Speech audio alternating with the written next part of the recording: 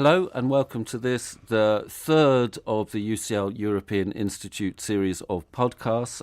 My name is Tim Beasley-Murray and I'm lecturer in European Thought and Culture at UCL, and it's a huge privilege to welcome my colleague from UCL School of Slavonic and East European Studies to this podcast, Rachel Morley. Rachel is lecturer in Russian cinema and culture, and we're here to discuss her book, Performing Femininity, Woman as Performer in Early Russian Cinema. And this is a book that's come out in the Kino series with IB Taurus. So, Rachel, welcome to the podcast. Thanks, Tim. And we're going back in time, and we're going to a subject that to some might seem a little bit obscure, namely to pre-Russian revolutionary cinema. These are films that were locked up, as far as I understand, from 1918 to the end of the 80s. And you're looking at these. Could you set the scene for us and maybe tell us a little bit about pre-revolutionary Russian cinema and why the figure of the performing woman is so important in them? Well, perhaps the first point to make is that actually to call this pre-revolutionary Russian cinema is a little bit of a misnomer, and the term early cinema, which is in the title of the book, is perhaps the more apt term, partly because the film industry that sprang up before the revolution actually continued through it and beyond it. And it wasn't until sort of the end of 1918, the start of 1919, that the Soviets actually got round to dismantling the private industry that had flourished before the revolution. So these films, which we now often think of as representing the pre-revolutionary world, and which do to a large extent in terms of worldview and so on, were being made at the same time as the revolutionary events of 1917 and beyond. So the cinema industry in Russia started later than in other European countries. The first Russian-made feature film was only released in 1908, and that was a film called Stenka Razin, produced by a filmmaker called Alexander Durankov, who had started work as a cinema still photographer and also as a photographer for newspapers. And he was also a consummate salesman. He knew the value of cinema as a commercial art form, and he was determined to sort of make money by making films like this. So his first film focused on a historical legend, the legend of a 17th century Don Cossack, Stenka Razin, very, very famous in the Russian context. But what's interesting about his use of that character is that he immediately is introducing one of the main concerns, or one of the concerns that would go on to become dominant in this period, that of gender and gender relations in the contemporary world. So although it focuses on Razin, for example, it doesn't tell us a story about his status as a hero and as a rebel. It focuses instead on his obsession with a woman, an Oriental Persian princess who he's captured during skirmishes with the Persians and with whom he's infatuated and in love. And she is the first performer of Russian film, and it's through spelling out their relationship that many of the concerns that would go on to be refined in the period are introduced to us. So, I mean, you say actually when you're in your discussion of this, the first Russian feature film, or more or less the first Russian feature film, that it has this dancing Oriental princess at its heart, and in many ways it's not about Stenka Razin, the Cossack rebel, but it's about his passion for her. It's about the view of the women straight off. And you say throughout the book actually that it's this concern with feminine perspective, the perspective of the woman protagonist, that distinguishes Russian film. Can you explain how this develops, and particularly perhaps in the second film you look at, this extraordinary film, The Incestuous Father-in-Law. How does cinema develop this female perspective? Yes, well, I would argue that the female perspective is absent in Stenka Razin. At the end of the film, we're shown, it's only 6.5 minutes long in the version that survives, and we go from watching Stenka madly in love with the princess to becoming jealous when he's told by his brigands that she's in love with a prince in her own country, to then remembering that his duty is to lead the rebellion and very unceremoniously throwing the princess into the Volga where she drowns, and that's how the film closes. And everything about the film would have encouraged the viewers to, cheer at the end. This was a film that was based on a drinking song, and it was shown in taverns and pubs. So even, for the woman in the audience, this was probably a happy ending. The threat of the Oriental woman had been overcome, and Stenka Razin could go on. So in that first film, we don't get any sense of that. But it creeps in gradually from about in a couple of films in 1910, but not really developed. But primarily, as you say, in this film, the incestuous father-in-law, which is my translation of the term snachach, which is a very specific term in Russian that has no real translation in English. It refers to a peasant patriarch who sleeps with his daughter-in-law. And that is, a phenomenon that did exist in the 17th, 18th, and even up into the 19th century in peasant societies. So in this film, although the snachach, the film is named after him, he is the central figure in lots of the ways, the film has a sympathy towards the character that makes the viewer reflect on the experience that she's being subjected to. And already in this very early film, 1912, so only 4 years after the first Russian feature film was released, we see an extraordinary sophistication and awareness of what cinematic technology and cinematic language can bring to the portrayal of the protagonists. And this is one of the earliest films in which we see the camera moving. And in the early days of film, the norm was to have a fixed camera. The idea was that the camera would be trained on a stage, very much like in a theatre, and that it would replicate the ideal perspective, the ideal view of the best seat in the house, in other words. And it couldn't move, it didn't move, it was fixed. But in this film, we start to see the camera activating itself, and in an extraordinary sequence, after the girl has first been raped by the father-in-law, we see her trying to go to a soothsayer to find out whether there is anything better in store for her in the future. And the camera follows her. And at this point, the camera is tracking her in a way that is similar to the way that the patriarch has been following her at the first time he rapes her. But there's also a sort of sympathy about not wanting to let this girl be alone in the state that she's in. And so, although this film at the end does revert to being centre stage on the male protagonist, she kills herself, and it's an act of rebellion in the way that the film presents it. There is another 10 minutes tacked on to the end of the film that looks at the effect of the suicide on him, and he becomes the centre again. But what we are seeing there embryonically is this beginning of the female narrative perspective, which people, when these films were first rediscovered in the 80s, was seen as being one of the hallmarks of the Russian film style that differentiated it from the early film styles of other native national traditions. Now, what is important here that these women, the Persian princess in Stenka Razin, or the peasant girl, the daughter-in-law in the incestuous father-in-law, that they're performers? What's this about? Why is their performance as dancers? Why is this significant within the films? It's something that I've sort of thought a lot about, obviously, hence the title of the book. And it's something that I first noticed when I was an MA student at CEAS, and I wrote my MA dissertation on Yevgeny Bauer and on 16 films by Bauer. And that looked more broadly at the way that the films dealt with gender relations and presented sort of relationships between men and women. And it was in the course of watching the 16 Bauer films that I watched for that thesis that I realised just how many of Bauer's protagonists, Yevgeny Bauer should perhaps say, is the main filmmaker from this period.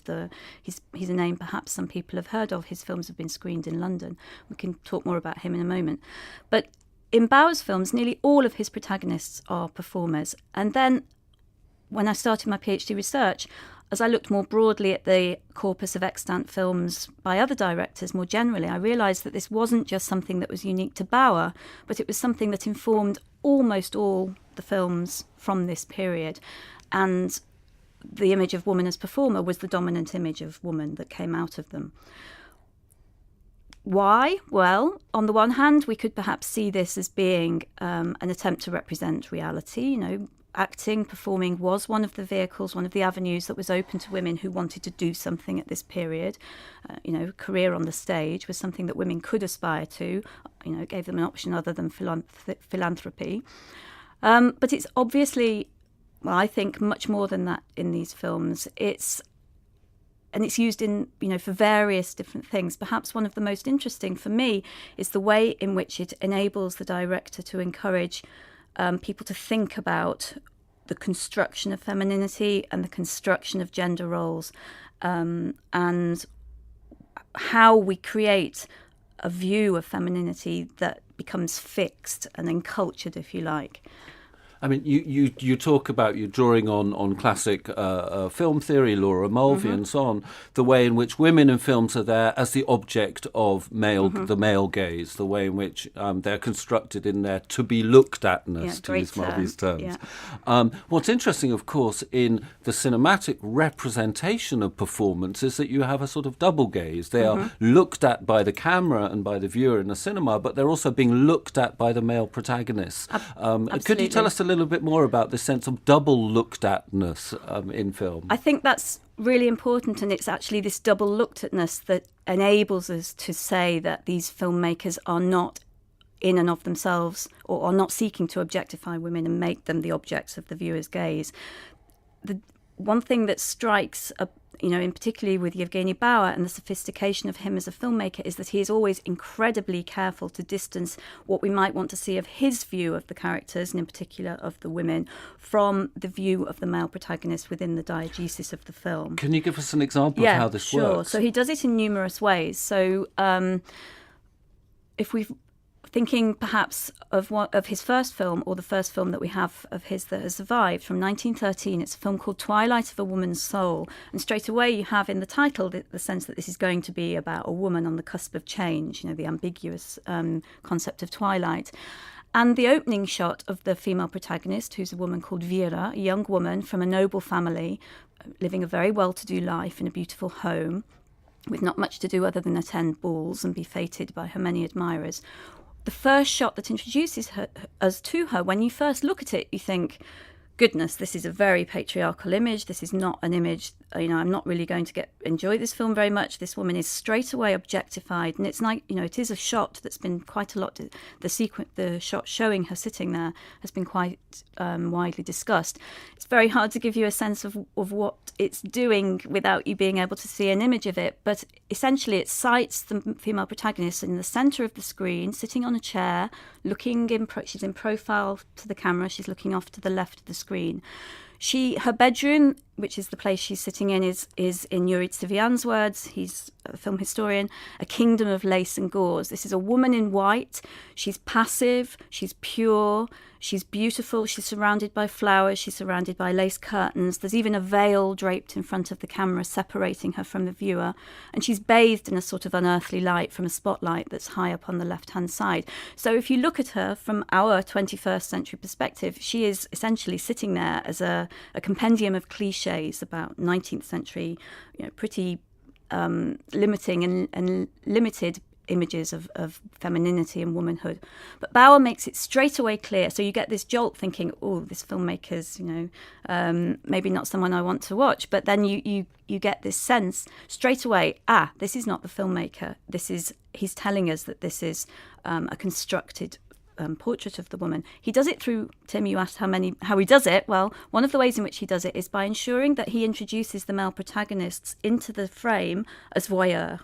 Okay, so we're sitting looking at the woman, but then a male foot servant who the mother has sent to call the character down to the ball appears, and he stands in the black, because it's only Vera that's lit, looking at the character and gazing on her.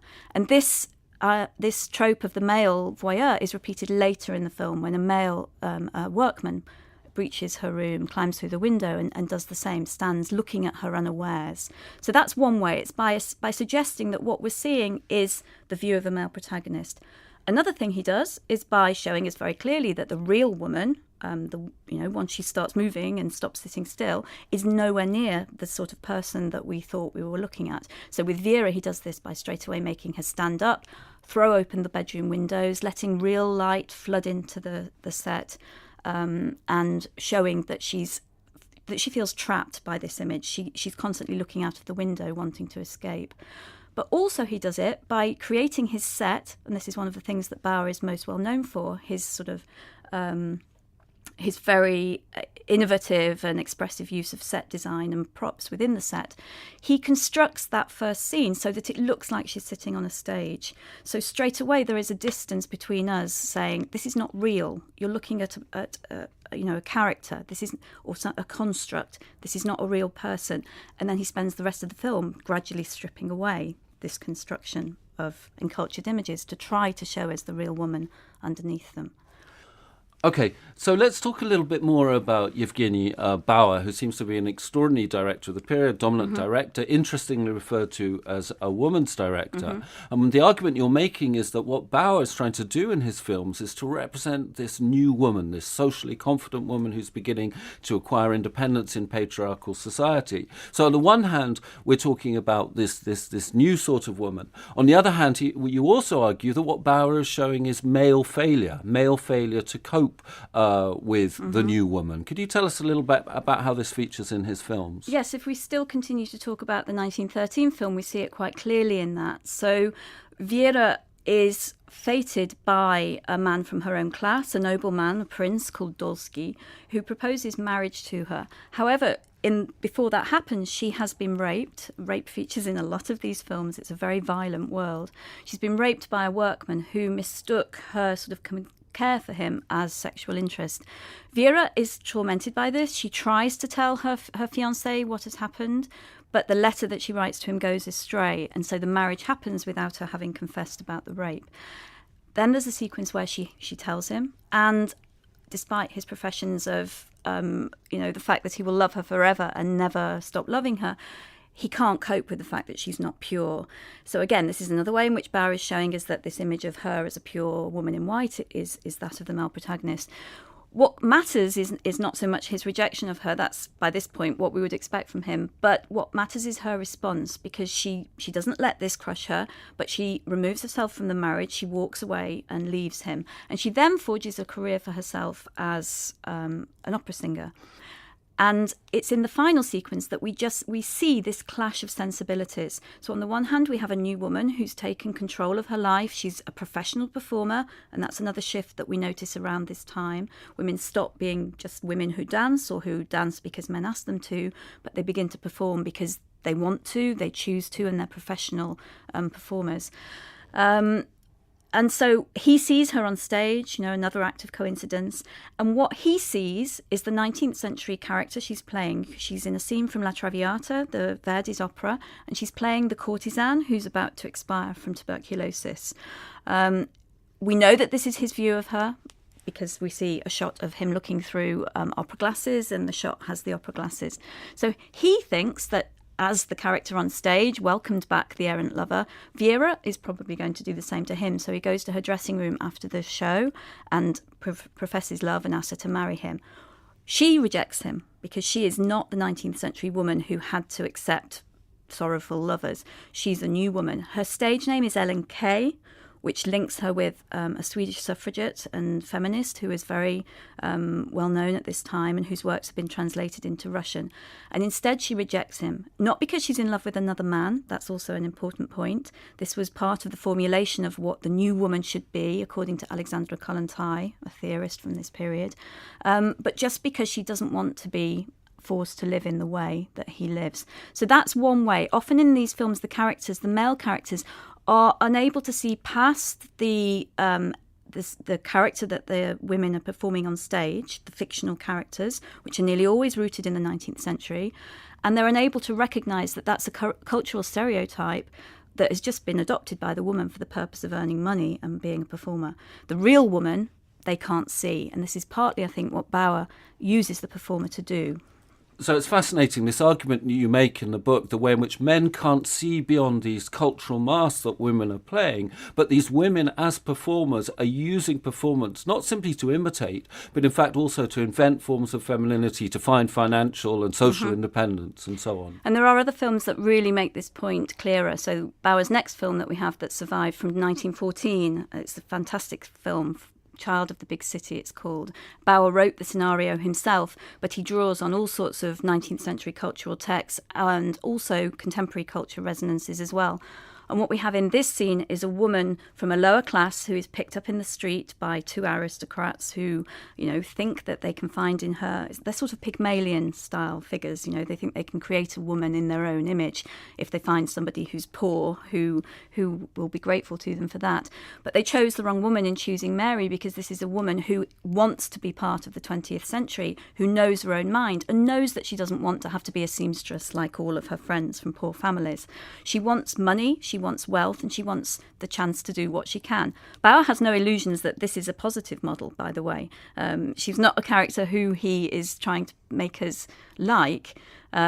He's instead raising, very searching questions about the social roles that people can adopt in this new and changing age of modernity.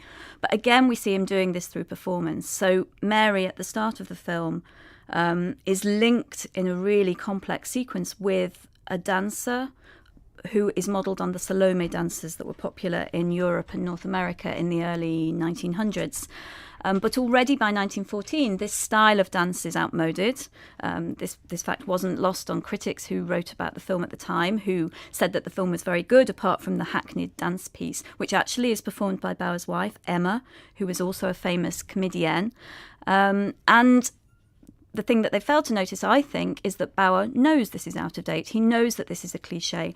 Emma Bauer, for all her talents, is not a Salome-esque young woman, along the model of Ida Rubinstein, the dancer with Diaghilev's Ballet Russe, who did perform Salome. She's a plump, middle-aged woman who's playing at being Salome.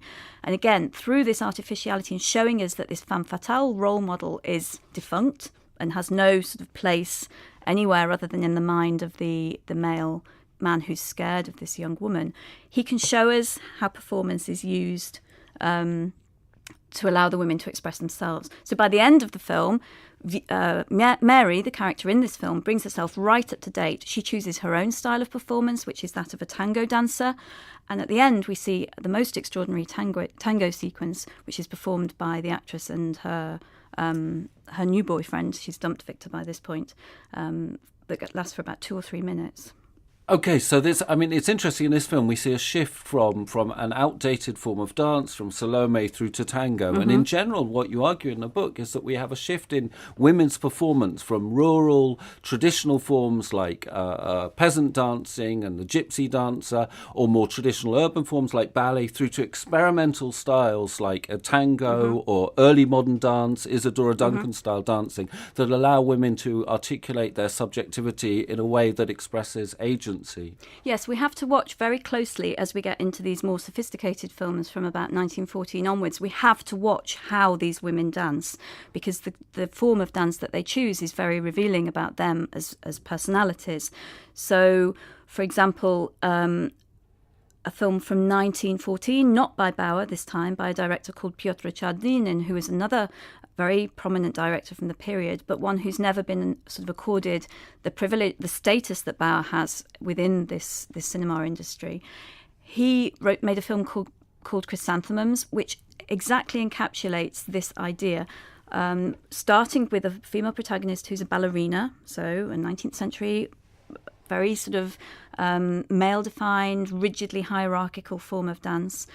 And she is jilted by another cad. Lots of these men jilt women who are madly in love with them. Her response is slightly different to some of the characters. She doesn't pick herself up and get on with it. She harks back more to the response chosen by the girl in Snachach, the incestuous father-in-law, and she kills herself. But what's different is the way that she chooses to do it, and the choice of voice that she adopts as a way of explaining why she's doing it. So she finds that she's been jilted, and she then finds that her former lover has brought his new woman, for want of a better word, to watch her perform. And so before she goes out onto stage, she drinks a vial of poison. So the viewer knows this, we've seen her do it. And when she goes out to perform, she's suddenly no longer a ballerina. She is an Isadora Duncan-esque dancer. She has bare feet, she's dressed in robes, whereas before she'd been in point shoes and in the tutu. And the dance that she performs on this occasion is a model of dances performed by Isadora Duncan. Now, Duncan she was well known in Russia at the time. She performed a lot in Russia. And in her memoirs, when she talks about her trips to Russia, one of the things that she emphasizes is how oppressive and patriarchal she found the Russian ballet tradition. She wrote that she admired Pavlova, for example, as one of the greatest ballerinas of all times, but that she couldn't reconcile herself with what ballet and the types of roles it cast women as did to women. She talks about visiting the Imperial School of Ballet and describing them as torture chambers for the women. So for her form of what's now known as early modern dance was a way of freeing women from that repressive hierarchy and enabling them both sort of the bodily freedom to express themselves more fluently on stage, but also a statement, a sort of way of saying, I'm not going to be defined in those ways anymore. I'm going to create for myself my own means of expression. And in a silent film, where the characters have no words, that sort of the use of dance, that's another reason I think why we see them as performers, is it speaks volumes. And the change from ballerina to early modern dancer is very striking. Unfortunately, she has to die. She's taken poison. But that's a relatively early film, 1914. By 1916, Bauer would be casting one of his protagonists as an Isadora Duncan-esque dancer right from the start of the film. That's in a film called Yuri Nagorny. And by the end of that film, the character who is maimed is the male protagonist, who she gets revenge on for the way in which he treated her younger sister. So your book provides us with an extraordinary window into the development of art form as a way of exploring women's subjectivity, but also developing the possibilities of cinema itself. And it's a fantastic read.